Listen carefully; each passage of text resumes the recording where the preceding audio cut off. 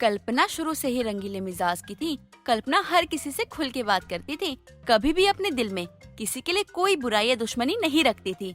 ऐसे ही एक दिन कल्पना घर के काम कर रही होती है, तभी वहाँ कल्पना का बेटा अजय आता है और वो अपनी माँ को काम करते हुए देखकर बोलता है, माँ आपको कितनी बार समझाया है कि ये काम मत किया कीजिए, अब आपकी उम्र हो चुकी है, ये सब करने की उम्र है क्या आपकी? अरे माँ एक नौकरानी रख लीजिए, वो घर के सारे काम कर देगी और आपको बस आराम मिलेगा। बेटा जी, बाहर इतनी महंगाई हो रही है ना, इंसान खुद खाना बनाता है तो भी उसका पेट नहीं भरता है, क्योंकि महंगाई की वजह से 2 समय का खाना तक नहीं खा पाता। और तू कह रहे कि महंगाई में हम घर पर नौकरानी रख ले। अरे अगर तू इतनी चिंता करता है मेरी, तो घर में एक बहू ले आना। मैं तो कब से बोल रही हूँ कि घर में बहू आ जाए तो मेरा भी काम खत्म हो, मेरे लिए भी अच्छा हो, लेकिन वो तो तेरे कान में बात जा नहीं रही है। घर में नौकरानी लानी है जो कि बस हमारा खर्चा ही बढ़ाएगी।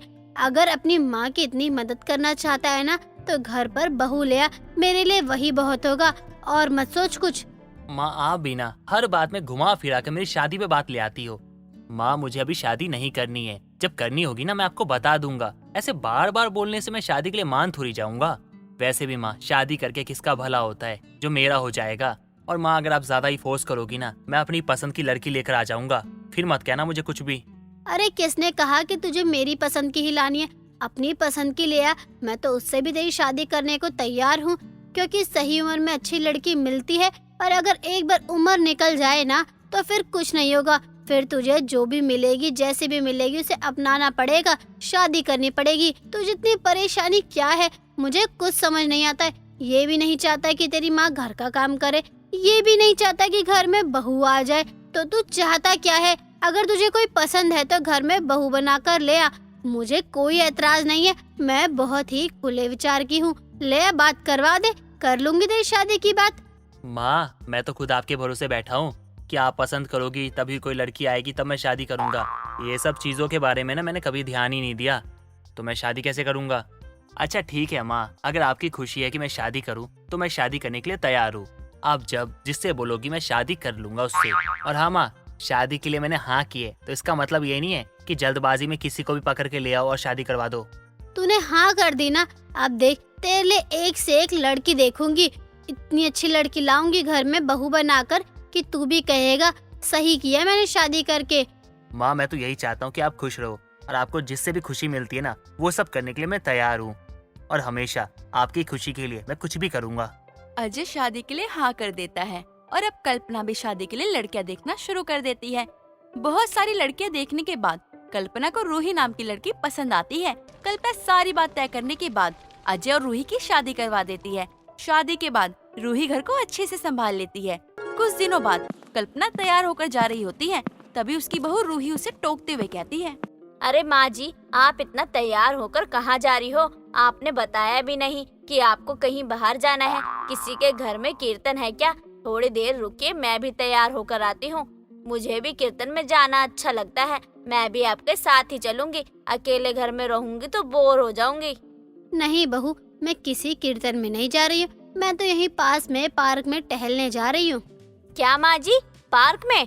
और इतना बन ठन कर? अरे इतना बन ठन कर पार्क में कौन जाता है? सच सच बताओ माँ जी, आप कहाँ जा रही हो इतना तैयार होकर? मैं तो पूरे दिन घर पर ही रहती हूँ, तब भी मैं इतना कुछ नहीं करती, लेकिन आप इतना सज संवर कर पार्क जा रही हैं।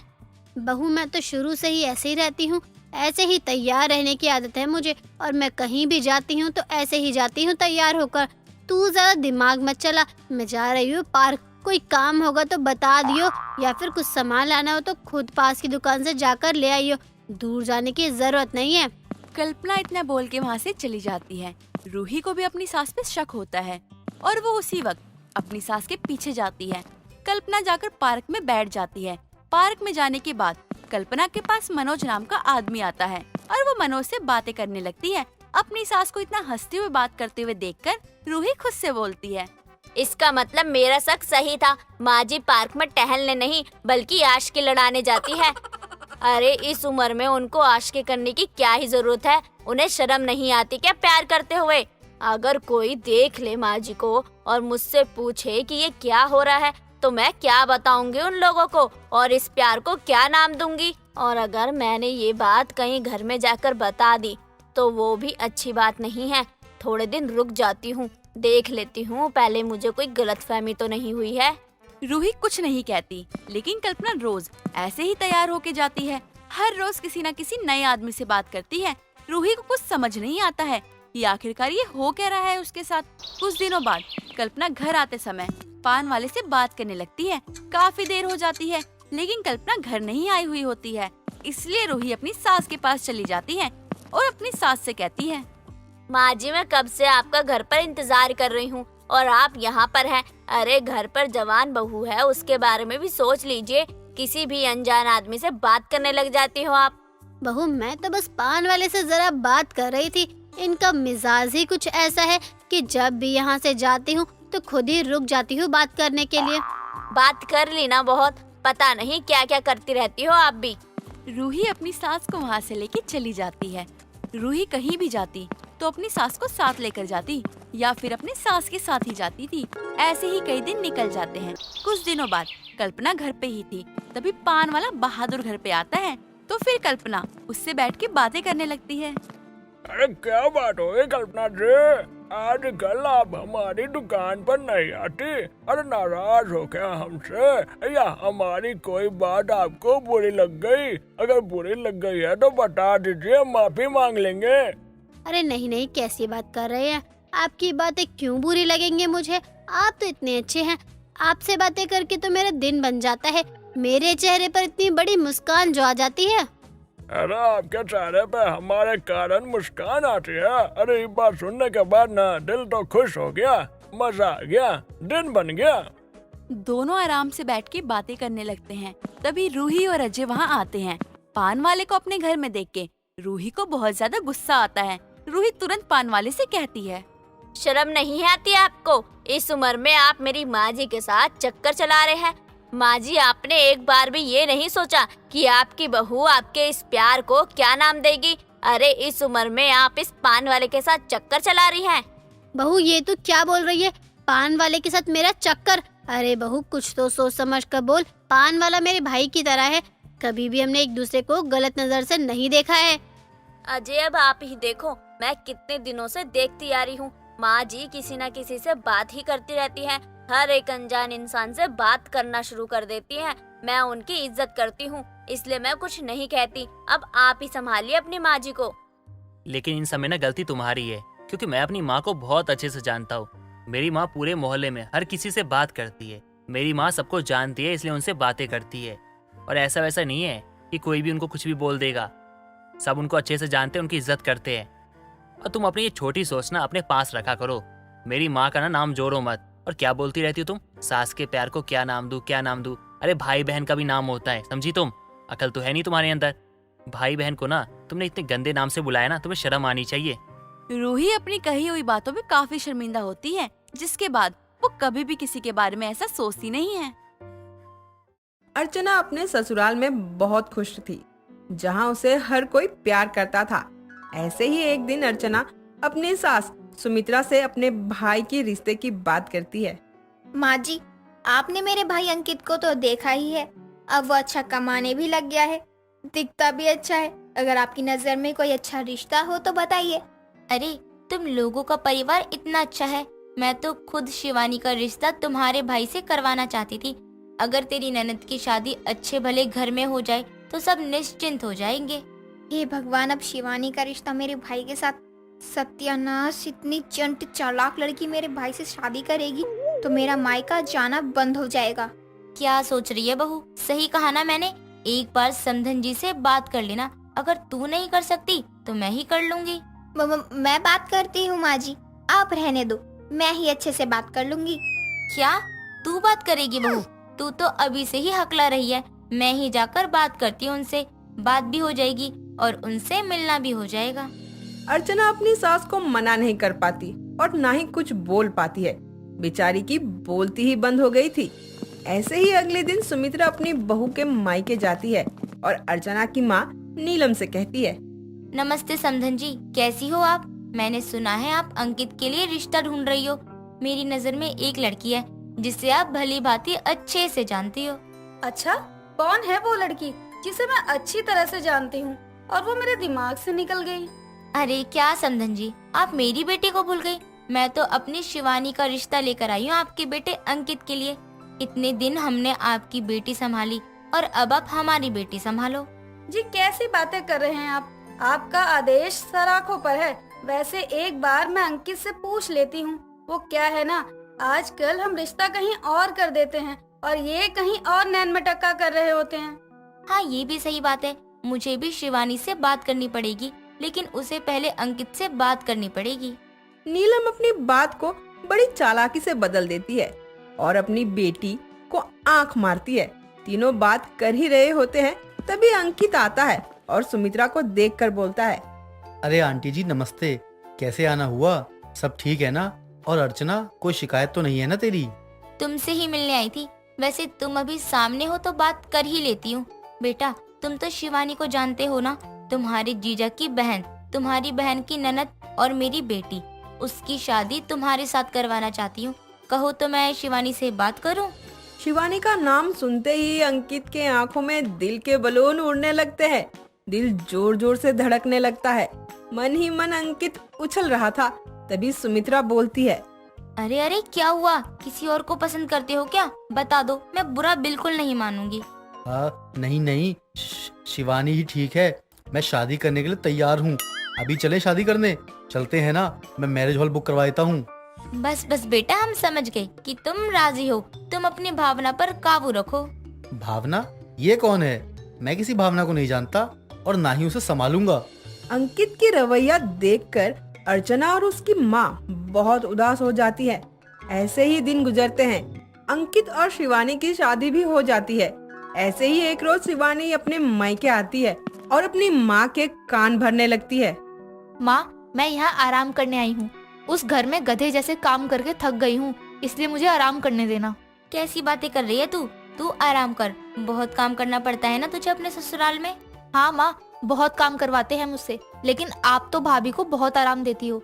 सही है, मुझे तो 2 पल का भी चैन नहीं है। अरे बेटा, मुझे कहाँ पता था ये लोग तेरे साथ ऐसे करेंगे। अच्छा ये बता, अंकित भी तेरे साथ ऐसे ही करता है और उसे पता है तू यहाँ आई है? हाँ माँ, मैं उन्हें बता कर आई हूँ और अंकित बहुत अच्छे हैं। वो मेरा बहुत ख्याल रखते हैं। अर्चना किचन में खाना बना रही थी। वो दोनों की सारी बातें सुन लेती है। कुछ देर बाद अर्चना अपने सास और ननद को चाय देते हुए कहती है, माँ जी, मुझे भी अपने मायके जाना है। जब तक शिवानी यहाँ है मैं भी अपने मायके होकर आती हूँ। वो क्या है ना, मुझे भी थकावट हो जाती है पूरे दिन घर का काम करके। क्यों जाएगी मायके तू? तुझे कौन सा हम गधे जैसा काम करवाते हैं जो तुझे आराम की जरूरत है?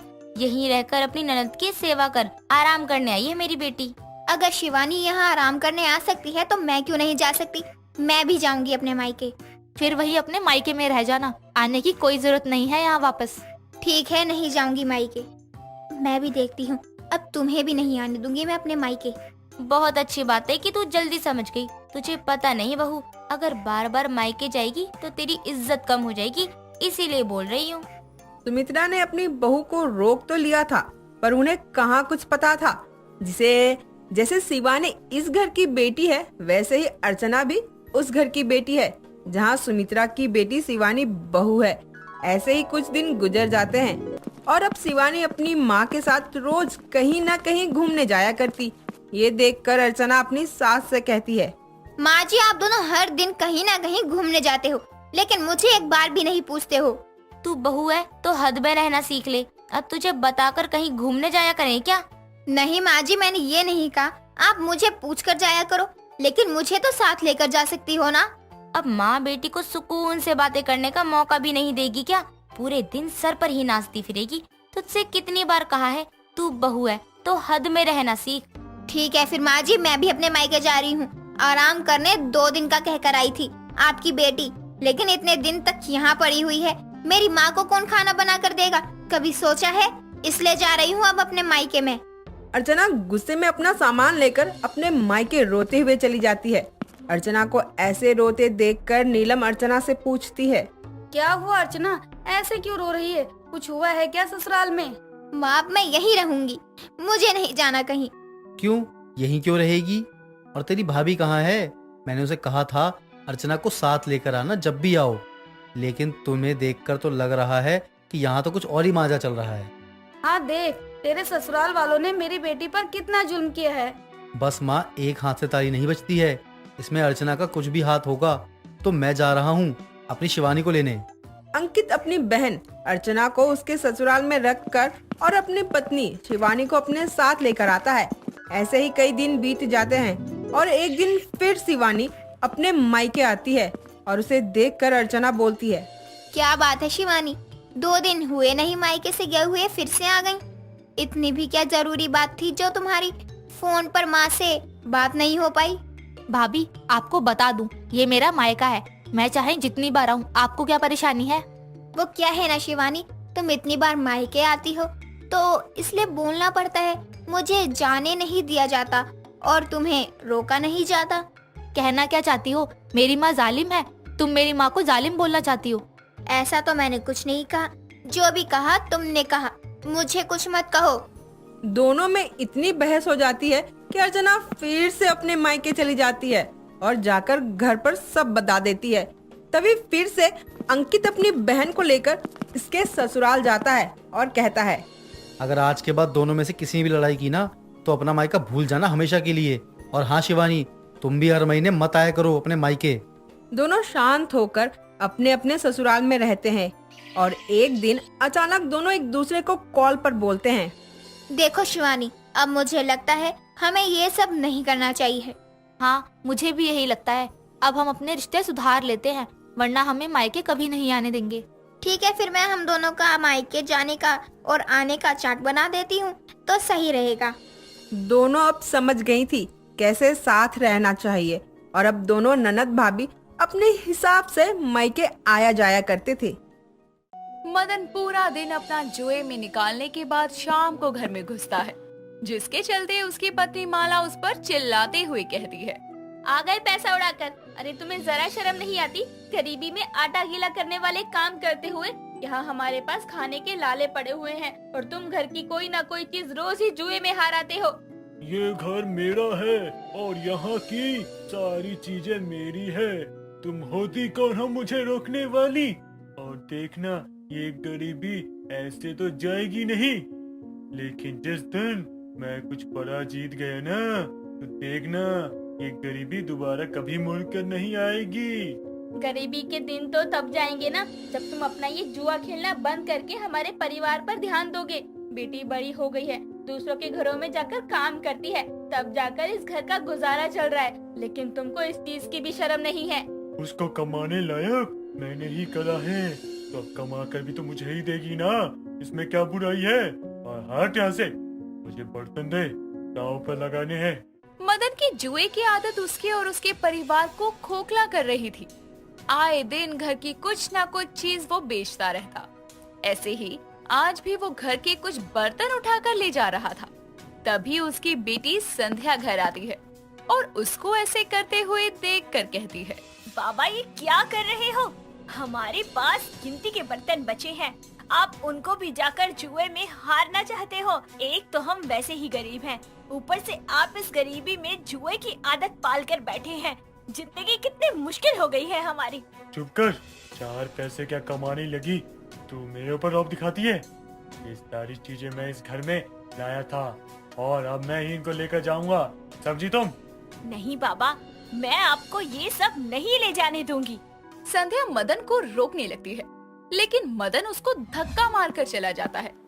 धक्के के कारण उसके सर पर चोट आ जाती है। तभी उसकी माँ उसे संभालते हुए उठाती है और माला कहती है, मेरी बच्ची, तू भी किस इंसान को रोकने की कोशिश कर रही थी जो जुए में अपना ईमान तक हार चुका है? ये जुआ हमें बर्बाद कर देगा। नहीं माँ, देखना, बाबा को अपनी गलती का एहसास होगा। इस गरीबी ने उनका दिमाग खराब कर दिया है। जब उनको अकल आ जाएगी ना, वो अपनी बुरी आदत छोड़कर हमारा साथ देंगे। हम इन गरीबी के दिनों से बाहर जरूर निकलेंगे। ना जाने वो दिन कब आएंगे मेरी बच्ची। घर के बर्तन तो जा चुके थे, जिसके कारण अब माला अपनी बेटी संध्या को खाना एक अखबार के टुकड़े पर परोसती है और बोलती है, बेटा यही है अब घर में, बर्तन तो तेरे बाबा ले गए। कोई नहीं माँ, हम गरीबों के यहाँ इतना खाना बनता है कि हमें बर्तनों की जरूरत ही नहीं है। मैं ऐसे ही खा लूं। संध्या ऐसे ही खाना खाकर सोने चली जाती है। रात के लगभग 12 साढ़े 12 बजे मदन नशे में धुत घर आता है और घर का दरवाजा पीटते हुए कहता है, अरे दरवाजा खोलो, अरे मैंने कहा दरवाजा खोलो। अरे कहाँ मर गई माँ बेटी? जुए में बर्तन क्या हार गया? मुझे तो घर में ही नहीं घुसने दोगी क्या? अरे उठो, दरवाजा खोलो। मदन घर के बाहर ऐसे तमाशे कर रहा था और अंदर ये सब सुनकर संध्या डरते हुए अपनी माँ माला से कहती है, माँ, बाबा पीकर आए हैं। अब वो नशे की हालत में जरूर तमाशा करेंगे। हम क्या करें? तू डर मत मेरी बच्ची, मैं दरवाजा ही नहीं खोलूंगी। सुबह देखते हैं क्या होगा। माला दरवाजा नहीं खोलती और मदन कभी दरवाजे पर ईंट मारता तो कभी कुछ फेंक कर मारता, लेकिन दरवाजा ना खोलने पर वो दरवाजे के बाहर ही नशे की हालत में सो जाता है। अगली सुबह जैसे ही माला दरवाजा खोलती है तो मदन उठकर आता है और एक थप्पड़ मारते हुए कहता है, तेरे कारण मैं पूरी रात घर से बाहर रहा। तुझे तो मैं नहीं छोड़ूंगा। मेरे ही घर से मुझे ही बाहर किया ना, अब तुम दोनों के पास ही घर ही नहीं छोड़ूंगा। इतना कहकर मदन घर में आकर घर के कागजात ढूंढने लगता है। ये देखकर माला और संध्या कहती है, ये आप क्या कर रहे हैं? ले दे के ये एक कमरे का घर है हमारे पास, आप इसको भी दांव पर लगा देंगे तो कहाँ जाएंगे हम? पापा माँ ठीक कह रही हैं। आप ये जुए की आदत क्यों नहीं छोड़ देते? घर के हाल देखिए, हम इतने गरीब हैं। घर में अब सिवाय बिस्तर के कोई कीमती चीज हमारे पास नहीं बची है। सब कुछ आपने जुए में हार लिया है। अब अगर घर भी हार गए तो हम तो सड़क पर ही आ जाएंगे। ये घर मेरा है और मैं इसको दांव पे लगाऊं, चाहे जो करना है करूं। तुमको क्या? तुमको जो करना है कर लो। मदन घर के कागज लेकर घर के बाहर चला जाता है। ये देखकर माला अपने घर के बाहर बैठकर रोने लगती है। शाम को मदन जुए में अपने घर को हारता तो नहीं है, बल्कि थोड़े पैसे जीत जाता है, जिसके बाद वो खुश होते हुए अपने साथियों से कहता है, आज मैं जीत गया। देखा तुमने, मैंने अपना घर बचा लिया। मैं भी जीत सकता हूँ। मदन अपने जुए में जीते पैसे और घर के कागजात लेकर आ जाता है, जिसके बाद वहाँ बैठे जुआरियों में एक शक्ति नाम का आदमी कहता है, बेटा आज तो तुझे मैंने जीतने दिया, लेकिन मुझे ना तुझसे जो चीज चाहिए है उसके लिए मुझे तुझे चारा डालना था और मैंने वो चारा तुझे जितवा कर डाल दिया।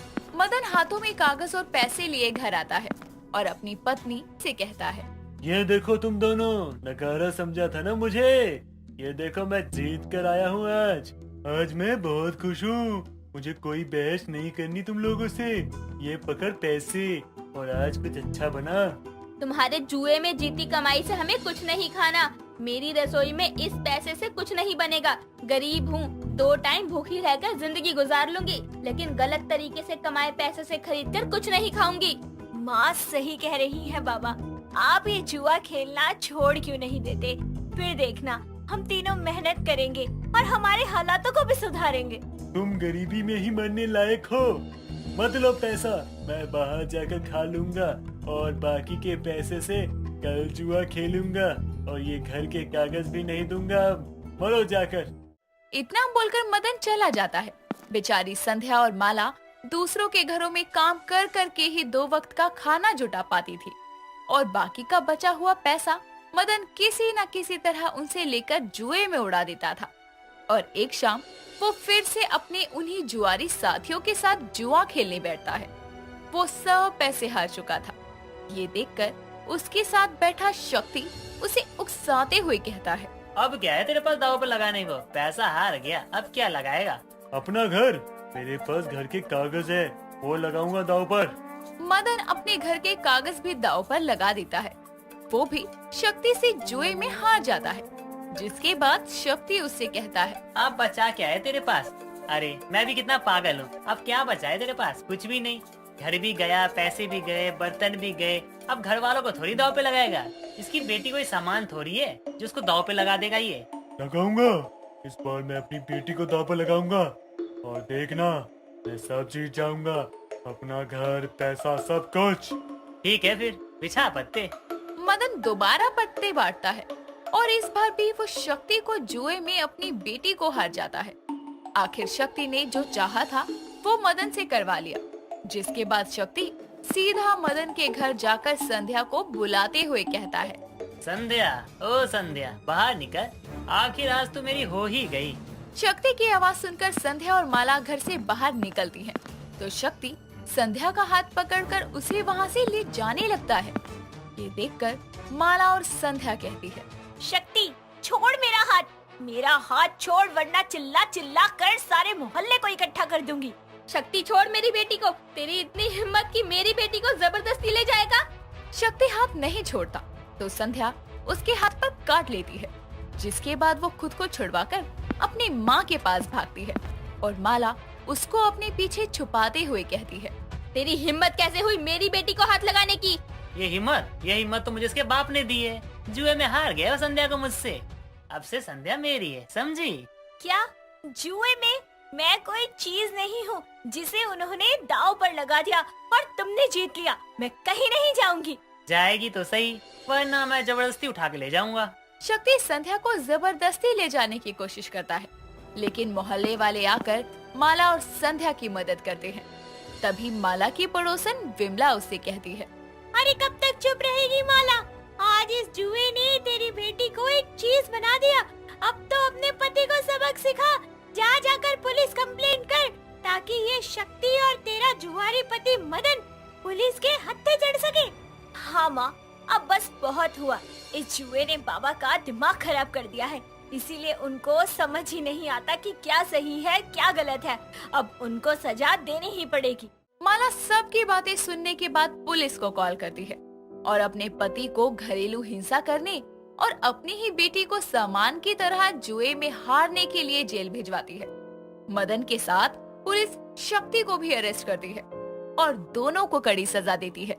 इसके बाद माला भले ही अपनी गरीबी में अकेले रहती है, लेकिन कम से कम उसके पास अब एक ऐसे पति की जिम्मेदारी नहीं थी जिसने ना तो पति होने का फर्ज निभाया हो और ना ही पिता होने का। सुमन एक हंसती खेलती जॉइंट फैमिली में रहती थी, जिसमें सभी मिलजुल कर रहते और सभी में बहुत प्यार था। सभी एक दूसरे की हमेशा मदद करते। सुमन का परिवार जमुना के किनारे रहता था। ऐसे ही दिन गुजरता है और एक बार जमुना किनारे बाढ़ आ जाती है, जिसमें कुछ लोगों के घर डूब जाते हैं। उनमें से ही सुमन का घर भी था, जो कि बाढ़ के पानी में डूब जाता है। सुमन और उसका सारा परिवार घर से बाहर निकलते हैं और सुमन बोलती है, माँ जी, इस बार तो हमारा पूरा घर ही डूब गया। अब हम क्या करेंगे? हाँ माँ जी, यहाँ तो सभी लोगों का घर डूब गया है। हम किसी और से मदद भी तो नहीं मांग सकते हैं ना। तुम लोग चिंता मत करो, मैं कुछ जुगाड़ करता हूँ। मैं अपने दोस्तों से बात करता हूँ, कहीं तो कुछ मिल ही जाएगा। हाँ, आप लोग कुछ तो कराओ, वरना हम बाहर कब तक रहेंगे। ऊपर से बारिश बंद होने का नाम नहीं ले रही। मुकेश अपने दोस्तों को कॉल करता है और सभी उसे मना कर देते हैं। मुकेश का चाचा भी कहीं रहने के लिए पूछता है तो उनको भी कहीं से भी मदद नहीं मिलती और सभी निराश हो जाते हैं।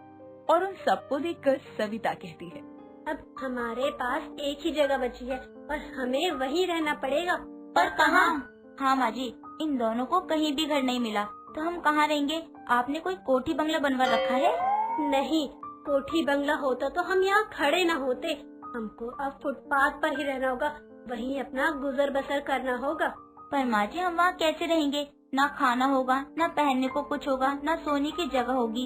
एक तो पहले ही दुख है और ऊपर से फुटपाथ पर रहने का दुख। बहू, अगर तू सोचेगी कि हर चीज तेरे मुताबिक हो तो ऐसा कभी नहीं होगा।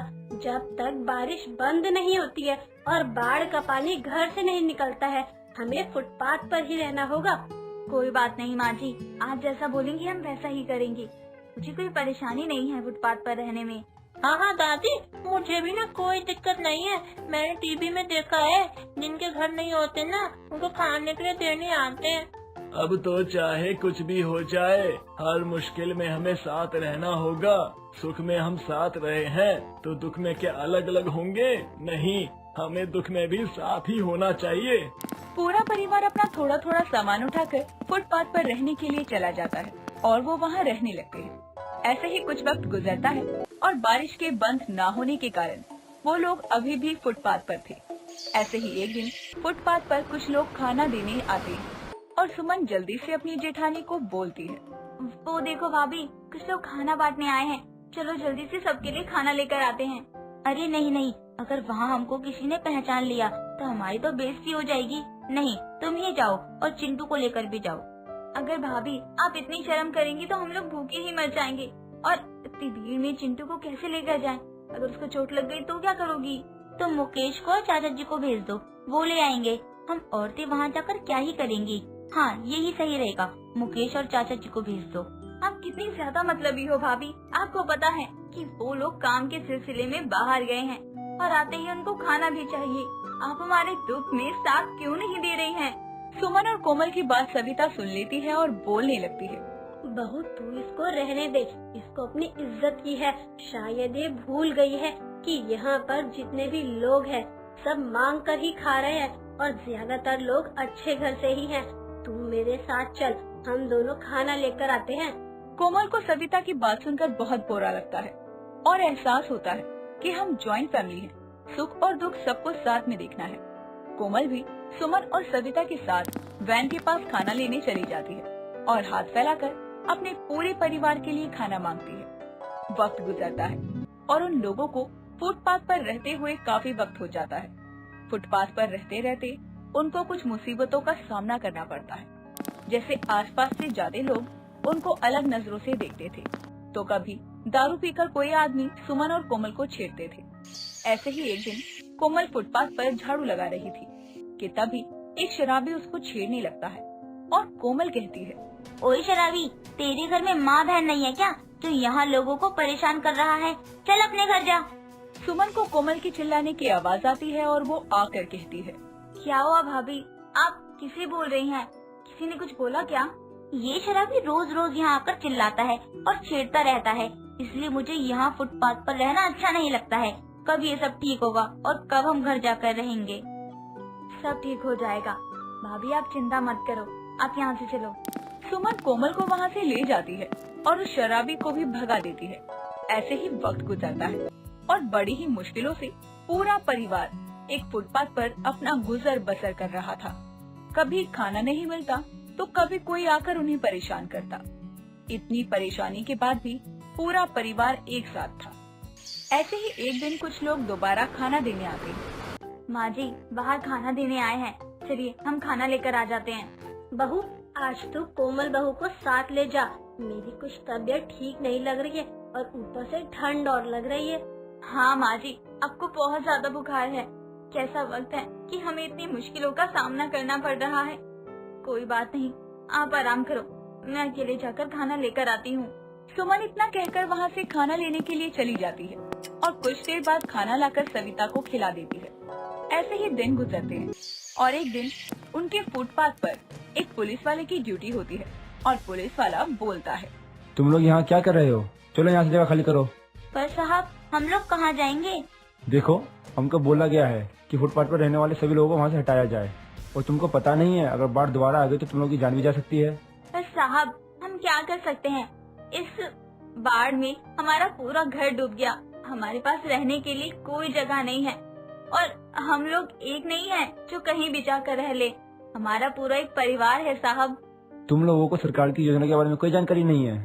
कौन सी सरकार की योजना? अरे सरकार ने एक योजना निकाली है जो बाढ़ पीड़ित लोगों के लिए है, जिनका भी घर बाढ़ में डूब गया है या जिनके पास अभी रहने के लिए ठिकाना नहीं है, उन सभी के लिए घर दिया है। क्या वो घर हमेशा के लिए मिलेगा? अरे नहीं मैडम, वो घर जब तक ही आपके पास रहेगा जब तक आपका अपना घर ठीक नहीं हो जाता। जैसे ही सब ठीक होगा आपको आपके घर वापस भेज दिया जाएगा। ये सुनकर सभी खुश हो जाते हैं और पुलिस वाले को सभी लोग बोलते हैं, थैंक यू सर। आप लोग चिंता मत कीजिए, मैं आप सबको उस जगह पर लेकर चलता हूँ। लेकिन हम सब लोग वहाँ जाएंगे कैसे? यहाँ तो हर जगह इतना पानी है, कहीं भी जाने का रास्ता नहीं है और कोई साधन भी नहीं दिख रहा है। माँ जी सही कह रही हैं, यहाँ से निकलने के लिए हमें किसी साधन की जरूरत तो पड़ेगी ही ना। हम लोग जैसे तैसे निकल भी जाएंगे, लेकिन बच्चों का क्या होगा? कहीं इधर उधर हो गए तो? मुझे वहाँ जाना खतरे से खाली नहीं लग रहा है। इससे अच्छा तो हम यही रोड पर ही रह लेते हैं, कम से कम हम सुरक्षित तो रहेंगे ना। माँ जी अब क्यों चिंता कर रही है, मैं हूँ ना, यहाँ मैं अपनी हेल्पिंग टीम को बुला लेता हूँ। वो लोग आएंगे और आप सबको एक एक करके सही सलामत निकाल लेंगे। इसमें घबराने की कोई बात नहीं है। सच में ऐसा हो जाएगा? जी माँ जी, रुकिए, मैं फोन करके बुला लेता हूँ पहले। आप हमारे लिए मसीहा बनकर आए हो। इस बाढ़ ने तो हमें बुरी तरह फंसा दिया था, कोई रास्ता नहीं दिख रहा था, लेकिन आपने हमें एक नई उम्मीद की किरण दिखा दिया। आपको बहुत बहुत शुक्रिया। पुलिस वाला सबको उस घर तक छोड़ देता है और वहाँ से चला जाता है। पूरे परिवार को रहने के लिए छत मिल जाती है और कुछ दिनों बाद सब ठीक हो जाता है और सभी वापस अपने अपने घर चले जाते हैं और बाढ़ के बाद दोबारा से फिर से मिलजुल कर रहने लगते हैं। कुमुद अपने 2 बच्चों साहिल और मिनल के साथ एक छोटे से मकान में रहा करती थी। पति के जाने के बाद अब उसका अपने ससुराल वालों से भी कोई नाता नहीं रहा था। घर का खर्चा चलाने के लिए कुमुद एक कॉलेज की कैंटीन में खाना बनाने का काम किया करती थी। एक शाम वो काम से वापस आती है तो आते ही खाट पर बैठकर जोर जोर से सांसें भरते हुए खांसने लगती है। तो उसकी बेटी मिनल उसे एक गिलास पानी देते हुए कहती है, माँ आप ठीक तो है ना? ये लो पानी पियो। कुछ नहीं मिनल, अब तेरी माँ की उम्र हो चली है तो बस पैदल आते जाते कमजोरी महसूस होने लगती है। हाँ तो एक दिन छुट्टी लेकर घर पर आराम कर लो ना माँ। अरे बेटा, तेरी गरीब माँ की किस्मत में आराम कहाँ? आराम करूँगी तो जो कर्जा लिया है वो कैसे चुकाऊंगी? माँ भले ही कर्जा आपने लिया हो, लेकिन लिया तो हमारी पढ़ाई के लिए है ना। माँ मैं सोच रही थी कि मीनल तू जो भी सोच रही थी माँ को खाना देने के बाद बता दियो। वो थक कर आई हैं और तू उनसे बात करना चालू हो गई। हाँ माँ, आप हाथ मुंह धो लो, मैं अभी खाना लगा देती हूँ। तभी कुमुद खांसती हुई मुंह हाथ धोने चली जाती है। कुमुद का परिवार गरीबी में अपनी जिंदगी जैसे तैसे बिता रहा था। रविवार के दिन जब तीनों घर पर ही बैठे चाय पी रहे होते हैं, तभी धर्मपाल नाम का आदमी अपने कुछ लोगों के साथ कुमुद के घर आ धमकता है। हाँ कुमुद बहन, थोड़ी चाय हमें भी पिला दो। धर्मपाल भाई साहब, आप यहाँ? हाँ आना ही पड़ा, क्योंकि तुमने मुझसे जो कर्जा लिया था उसे पूरे 6 महीने हो चुके हैं, लेकिन ना तो अभी तक तुमने कोई मूल चुकाया है, ना ही कोई ब्याज दिया है। अंकल हम आपका कर्जा जल्दी ही चुका देंगे, बस थोड़ा समय और दे दीजिए। ऐसा है बेटा कि जल्दी ही चुका देंगे, ऐसी गोली तो मुझे देना मत, किसी और को ही खिलाना। मैं तो यहाँ अपने पैसे लेने आया हूँ, वरना मेरे आदमी तुम्हारे घर का सामान ले जाएंगे। ऐसा मत कीजिए भाई साहब, देखिए गरीब पर थोड़ा रहम कीजिए। कुमुद के बहुत कहने पर भी धर्मपाल नहीं मानता, तो आखिर में कुमुद जमा किए हुए कुछ पैसे उसे दे देती है और धर्मपाल उसे बाकी का कर्जा जल्दी ही चुकाने के लिए बोलकर वहाँ से चला जाता है। उसके जाते ही कुमुद जोर जोर से खांसने लगती है और उसका चेहरा पीला पड़ जाता है। तभी साहिल कहता है, माँ संभालो खुद को, आप ठीक है ना? हाँ बस थोड़ी बेचैनी सी हो रही है। मैं पानी लाती हूँ। माँ मुझे लगता है आपको एक बार डॉक्टर को दिखा लेना चाहिए, परसों आपको बुखार भी था। चलिए अस्पताल चलते हैं। बेटा मैं ठीक हूँ, और वैसे भी बुढ़ापे में तबीयत का ऊपर नीचे होना चलता ही रहता है, तू चिंता मत कर। अच्छा सुबह तू किस नौकरी की बात कर रहा था? हाँ माँ बहुत हुई पढ़ाई। मेरे दोस्त श्याम ने एक जगह मेरी नौकरी की बात की है, तो अगले हफ्ते से मैं काम पर जाऊंगा, ताकि ये धर्मपाल जैसे लोग घर आकर हमें परेशान ना करें। हाँ माँ, इसलिए अब आप बस घर पर रहो, अपनी सेहत पर ध्यान दो, भैया सब संभाल लेंगे। मेरे बच्चों, तुम्हारी माँ इतनी कमजोर नहीं है कि घर के खर्चे का भार तुम्हारे नाजुक कंधों पर डाल दे। समय के साथ सब ठीक हो जाएगा, अपनी इस गरीब माँ पर भरोसा रखो। कुमुद अपने बच्चों को तो समझा देती है, लेकिन वो खुद नहीं जानती थी कि आगे की जिंदगी कैसे काटने वाली है। बाकी का बचा कर्जा चुकाने और अपनी बेटी की शादी करने के लिए वो दिन रात काम कर पैसे जोड़ने लगी थी। साहिल भी एक ठेकेदार के यहाँ काम पर लग गया था। समय बीतता है, इस बीच काम के चलते कुमुद अपनी सेहत को कुछ ज्यादा ही नजरअंदाज कर देती है। एक रोज वो घर पर लौट रही होती है, तभी उसकी सांसें फूलने लगती हैं और खांसी आने लगती है। वो अपने मुंह पर पल्लू रखकर खांसती है, तो पल्लू पर मुंह से निकले खून को देखकर हैरान रह जाती है। वहीं बाजार से लौट रही उसकी पड़ोसन विनीता उसकी कमजोर हालत देखकर उसे टोकती है, तो कुमुद उसे साथ लेकर पास के सरकारी अस्पताल में चली जाती है। डॉक्टर जांच करने के बाद कहती है, कुमुद जी देखिए, आपके लक्षण किसी बड़ी बीमारी की ओर इशारा कर रहे हैं। बड़ी बीमारी मतलब? डॉक्टर साहिबा, कुमुद बहन किसी बीमारी का शिकार है क्या? देखिए, मैंने इनके कुछ टेस्ट किए हैं, उनकी रिपोर्ट्स आने के बाद ही कुछ पता चल पाएगा। लेकिन आपको अपनी सेहत पर ध्यान देने की बहुत जरूरत है। मैं कुछ दवाइयाँ लिख कर दे रही हूँ, उन्हें समय से लेती रहिएगा। जी डॉक्टर साहिबा। कुमुद दवाइयाँ लेकर घर चली जाती है। अगले दिन उसकी तबीयत ज्यादा खराब हो जाती है, जिसके कारण वो काम पर भी नहीं जा पाती। तो उसका बेटा साहिल पड़ोसन के बताए अस्पताल में अपनी माँ की रिपोर्ट्स लेने जाता है। वो माँ की तबीयत ठीक नहीं थी, इसलिए मैं ही यहाँ आ गया। डॉक्टर, रिपोर्ट्स में सब ठीक तो है ना? देखो, कुमुद जी की रिपोर्ट्स बताती हैं कि उन्हें ब्लड कैंसर है। ये बात जानकर कि उसकी गरीब माँ को कैंसर हुआ है, उसके पैरों तले जमीन खिसक जाती है। एक पल वो शांत हो जाता है। तभी डॉक्टर उससे कहती है, देखो साहिल, बीमारी अमीरी और गरीबी देखकर नहीं होती है और कैंसर होने के बहुत कारण हो सकते हैं। तुम्हें उन्हें शहर के किसी अच्छे अस्पताल में ले जाना चाहिए जहाँ कैंसर का ट्रीटमेंट हो सके। डॉक्टर, माँ के इलाज में कितना खर्चा हो जाएगा? देखो साहिल, कुछ कह नहीं सकते। कैंसर का ट्रीटमेंट बहुत महंगा होता है, लेकिन अगर ठीक से इलाज मिला तो तुम्हारी माँ शायद बच भी सकती है। इसलिए अभी कुछ कहना मुश्किल है। बच भी सकती है? हैं? आप क्या कहना चाहती हैं? मैं तुम्हें जो सच है वही बता रही हूँ कि कैंसर एक बड़ी बीमारी है, इससे मरीज की जान भी जा सकती है। डॉक्टर की बातें साहिल को अंदर से तोड़ देती हैं। वो नम आंखें लिए अस्पताल से निकल जाता है और सोच में पड़ जाता है कि अपनी माँ को मौत के मुंह से कैसे निकाले। वो सोचते अपने घर पहुँचता है। उसका उदास चेहरा देखकर खाट पर लेटी बीमार कुमुद के पूछने पर वो उसे कुछ नहीं कहता और मुस्कुराकर अपनी माँ को गले लगा लेता है। समय बीतता है, कुमुद की हालत बिगड़ती ही जाती है। साहिल उसे इलाज के लिए शहर ले जाने के लिए दिन रात मेहनत करना शुरू कर देता है। एक रोज वो देर रात घर लौटता है तो मिनल अपनी माँ की रिपोर्ट्स लिए उसके सामने खड़ी हो जाती है। माँ को कैंसर हुआ है और ये बात आपने मुझसे छुपाई क्यों भैया?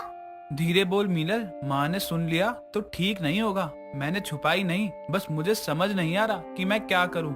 दिन रात खून पसीना एक कर मेहनत कर रहा हूँ माँ को शहर ले जा सकूँ इलाज के लिए, पर ये गरीबी है कि भैया माँ को ऐसे नहीं खो सकते। माँ को बचा लो भैया, माँ को बचा लो। मैं अपनी तरफ से पूरी कोशिश कर रहा हूँ मिनल, माँ को शहर लेकर ही जाना है, चाहे जो करना पड़े।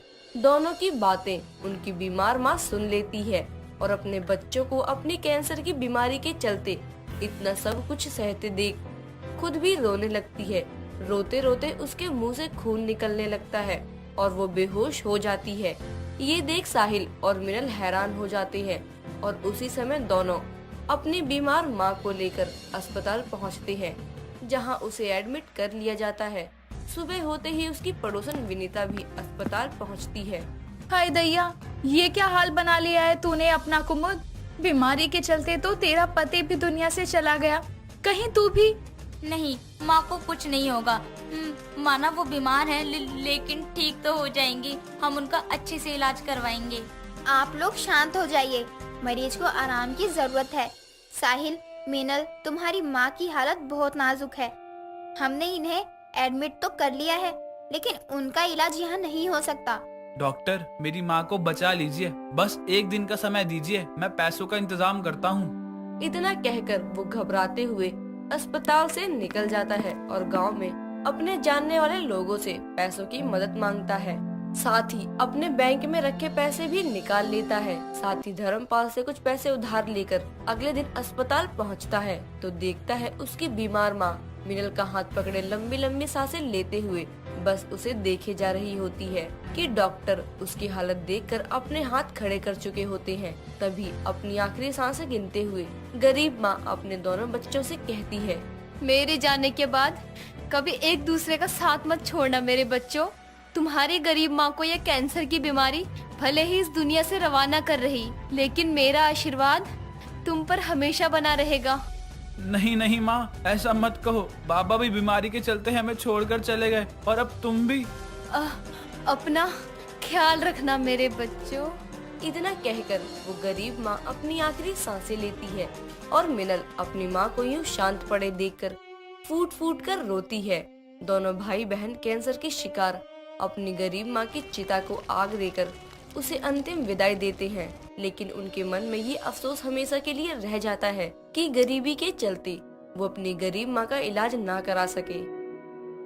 दोस्तों, अगर आपको ये कहानी पसंद आई तो इसे लाइक करें, शेयर करें और कमेंट करके बताएं कि कहानी में आपको सबसे अच्छा क्या लगा।